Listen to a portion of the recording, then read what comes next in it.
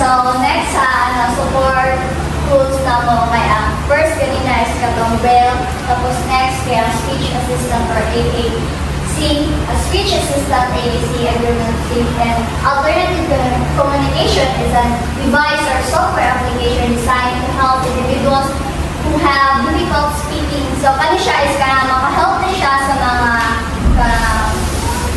student or sa dili lang sa student sa uban pa nga mga people na na-especially sila ka nasa difficult nga karapag storya di sila kabalo mo speak pero makadungog sila kanya kanang na ASO or the non-verbal communication effectively. These tools are especially beneficial for people with conditions such as autism, cerebral palsy, stroke, or any other speech or language impairment. So, magpakita ko first niyang step there is i-install lang siya sa Play Store. Makita niyo sa Play Store. Tapos, ang iyahawa namin is wala na siya laging pag na-download na mo siya, is diretso na siya kalin.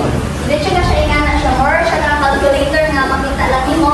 Tapos, if ka na mag-try ka o ka na butang o word, ka na mag-type ka ng kadra, paghihanin ka. I love to make it a step. My name, driver. So, kani siya, nawala ito.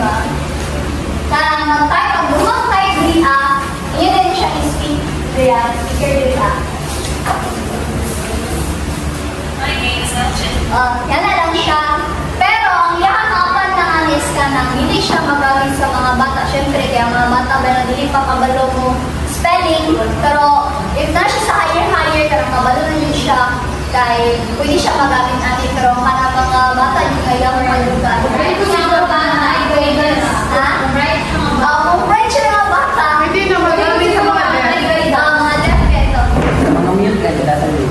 Ay, there. So, ang advantage niya is ka na katong niya mamanina, madali rin siya ma-access ni mo ang kanina ma-app. Tapos, offline na rin siya, kanang siya, need na online rin siya lang. Parehas uban nga, need pa rin siya ka na internet. So, nindot rin siya no, kanang tawag na rin, maka-engage siya sa uban. Kaya hindi na siya kailangan o kanang online pa. Tapos, teach integration. Tapos, improve communication. So, dili lang siya ka na palihan na makatabang sa mga deaf ka na. Ipakabalo ng storya. Ay, dili siya ka-storya, pero makadungog siya. Yun. Tapos, ang ihanis, pwede ko siya magamit sa mga, normal lang mga student, kaya palihan ang pag-pronounce sa mga word doon. So, maka-use po ang uban na mga student. Kung siya ka ng Google lang siya, baka nang, mayroon lang siya, usay mo ang i-type dito ay, dish translator ka na.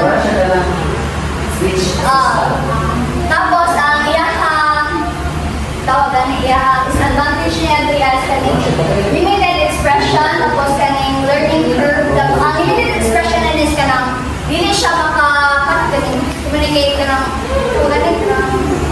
sa tubangan yung ba, so, yan lang siya, hindi ma-improve ang imong communication sa ubang tao ba, like, magsiguro ka tubanganin sa pagpaminaw, siya. Then, also, ang next guy, first person. Okay, nasa po sa to. Yung isa si boss.